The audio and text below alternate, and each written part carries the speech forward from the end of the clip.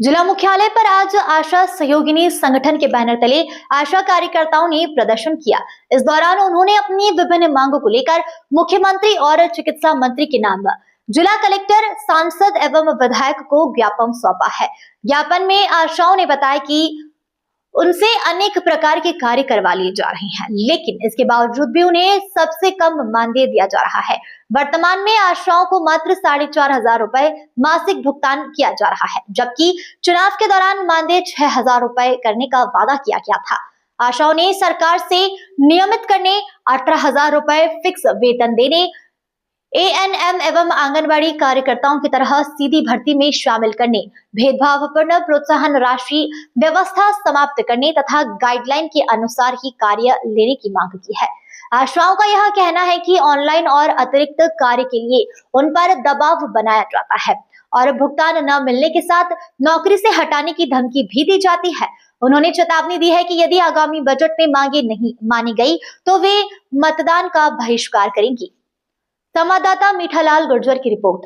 समस्या लेके आए आप? मेरा नाम मीना दवे है। मैं आशा सहयोगिनी संगठन की जिला अध्यक्ष हूँ राजसमंद से। सर, मेरा सबसे पहले सरकार से ये अनुरोध है कि सरकार हम आशाओं के साथ हमेशा सौतेला व्यवहार ही करती आई है और आगे भी करती रहेगी, मुझे ऐसा ही लगता है।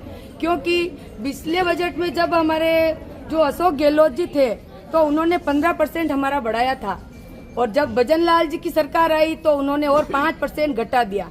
मुझे लगता है आने वाले समय वो और 5% और घटा देंगे, जबकि महंगाई और बढ़ती जा रही है। और एनएचएम का जो काम हम करते हैं, हमारे मतलब कुछ भी बजट आता है तो उसमें एनएचएम कर्मी के लिए बोला जाता है कि आप हमारे संविधान में नहीं आते हो, संविदा कर्मी में आपका नाम नहीं है। तो मैं सरकार से यही कहना चाहती हूँ कि जब हम आपके संविधान में नहीं आते हैं तो आप फालतू के कार्य हमसे क्यों करवाते हैं। जब हम मतलब प्रोत्साहन राशि पे कार्य करने वाले कर्मचारी हैं तो आप हमें प्रोत्साहन की जो प्रोत्साहन मिलता है वही कार्य हमें दें, ताकि है ना सभी आशाओं का घर गुजारा हम आराम से कर सके।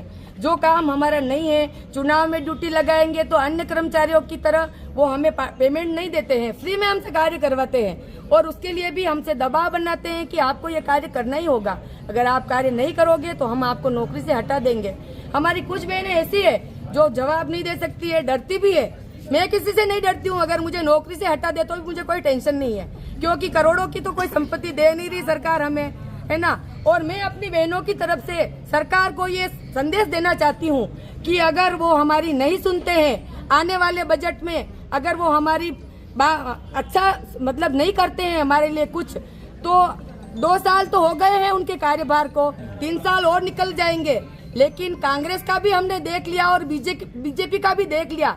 आने वाले समय में अब राजनीति सरकार नहीं करेगी, हम उनके साथ राजनीति करेंगे। जब तक वो लेटर लिख के हमें नहीं देंगे कि हम आपको परमानेंट कर रहे हैं या आपका पेमेंट बढ़ा रहे हैं, तब तक मैं सभी आशाओं को बोलती हूँ कि हम कोई वोट नहीं करेंगे।